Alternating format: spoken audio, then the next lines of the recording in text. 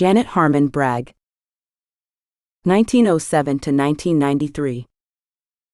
Janet Harmon Bragg is one of the first African American female pilots to hold a commercial pilot's license.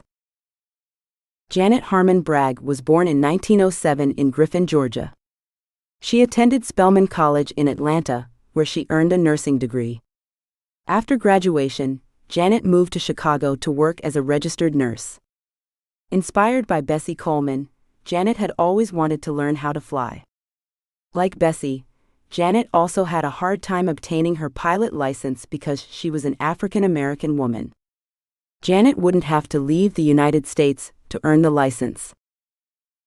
In 1932, she enrolled in the Curtis Wright Aeronautical University, CWAU. The school started out as being only for whites, but when Cornelius Coffey and John C. Robinson threatened to sue the school, segregated classes were offered. Coffey and Robinson were the first African American graduates from CWAU, and later became instructors. Despite this new opportunity for African Americans, Janet still faced issues because she was the only woman who enrolled. Being the only female was hard, and Janet didn't receive respect. Janet decided to use funds from her job as a nurse to purchase an airplane. This earned her some respect, since her purchase helped other flight school students. She earned her private pilot license in 1934, and later became an instructor for CWAU. Despite having a pilot license, Janet was still not allowed to use her skills. During World War II, Janet was encouraged by one of her white female students to apply for the Women's Air Force Service Pilots, WASP organization.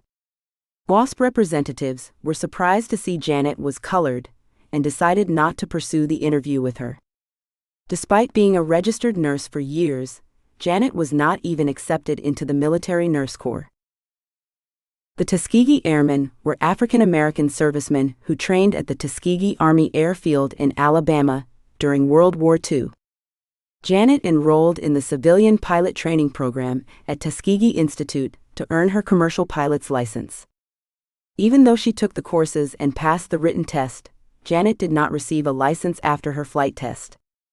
Not discouraged, Janet returned to Chicago and retook the test, finally earning her commercial pilot's license. Commercial pilots are paid to fly and can transport passengers or cargo. Janet helped form the National Association of American Airmen, an organization that encouraged other African American men or women to learn how to fly. While she retired from flying in 1965, Janet continued to support others in aviation until her death in 1993. She'd clocked in around 2,000 flight hours. Like Bessie Coleman, Janet opened doors for future female pilots. Our next pilot followed behind Janet a few years later. Janet was inspired to learn how to fly from watching Bessie Coleman's achievements. Is there someone who inspires you?